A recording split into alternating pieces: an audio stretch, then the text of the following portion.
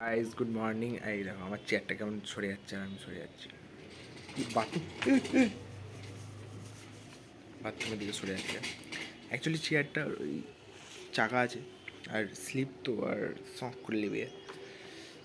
তো তোমরা কেমন আছো? ভালো করে আশা করি ভালো করে হোলি কাটিয়েছো, রং খেলেছো। আজকেও রং খেলার দিন, কিন্তু অ্যাকচুয়ালি আমি রং খেলছি না, কারণ ভাল লাগছে না আমার। মানে জীবনের কিছু কিছু সময় এতটাই খারাপ হয়ে গেছে যে রং খেলার মনটাই নেই অ্যাকচুয়ালি। আর টাইম হচ্ছে না, নিজের রেস্টের উপর নিজেকে রেস্ট দিতে হচ্ছে বেশি করে। তো প্রত্যেক দিন কাজ থাকে, সকালে ওঠা, তারপরে টুকটাক কাজ থাকে সারাদিন। এই নিয়ে রং ফং খেলছি না। তো আজকে যেটা নিয়ে কথা বলতেছি সেটাই বলছি, যে একটা ছেলে হিসাবে, বাড়ির বড় ছেলে বা ধরো একটাই ছেলে, ঠিক আছে, তো তার সব থেকে বড় প্রেশার বা চাপ জানো তো, তুমি যা কিছু চাইছো তা তুমি ভগবানের কাছ থেকেও পাবে আর তোমার মা বাবার কাছ থেকেও পাবে, ঠিক আছে। কিন্তু মানুষ মানে সব থেকে বড় চাপ হলো যে ছেলে মানুষ হয়ে তোমাকে সব কাজ জানার দরকার। তুমি সব কিছু জানো বা পারো, এরকম ছেলে হওয়া দরকার।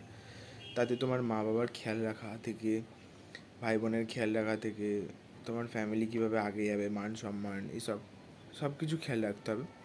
বিশেষ করে হচ্ছে মেন জিনিসটা হচ্ছে তোমাকে টাকা কীভাবে ইনকাম করতে হবে, সেই ইনকামের প্রসেস তোমাকে নিজে থেকেই খাটাতে হবে, কেউ তোমাকে শিখিয়ে দিয়ে যাবে না।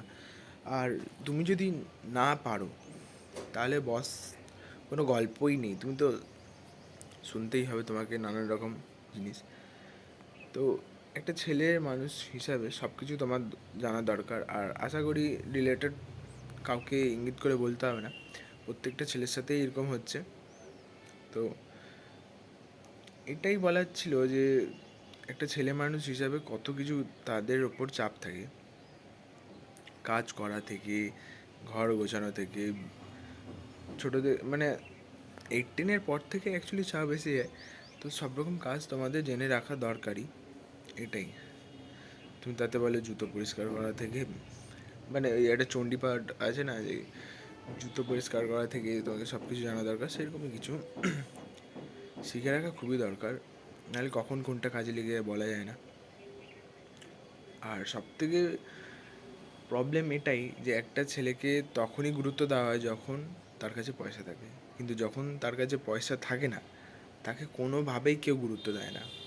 তো নিজের গুরুত্ব বানাতে শেখো সবাই, আর পয়সা ইনকাম করার রাস্তা দেখো, আর নিজের রাগটাকে কন্ট্রোল করতে শেখো। আমি জীবনে অনেক ভুল করেছি নিজের রাগ দেখিয়ে, এখন বুঝতে পারছি যে রাগটা দেখানো ভুল। আমি যদি সেই সময় সাইলেন্স থাকি, সব থেকে বড় সহ্য ক্ষমতা তাহলে আমার হয়ে যাচ্ছে। তো এটাই আমি শিখেছি জীবনে, অনেক কিছু প্রবলেম থেকে আমি শিখেছি এটা। তো এখন সেটাই বলছি যে নিজের রাগটাকে কন্ট্রোল করো, নিজের কাজের উপর ফোকাস করো, নিজে কীভাবে পয়সা ইনকাম করবে সেসব দিকে দেখো। কারোর উপর ডিপেন্ড করার কোনো দরকারই পড়ে না, কারণ বস আমাদের ছেলে, আমাদের খেটে খেতেই হবে, কিছু করার নেই। আর মিডিল ক্লাস হলে তো আরও কথা, কিছু বলার নেই। বাবার বাবা থাকুক আর না থাকুক তোমাকে খাটতেই হবে। বস টাটা, বাই।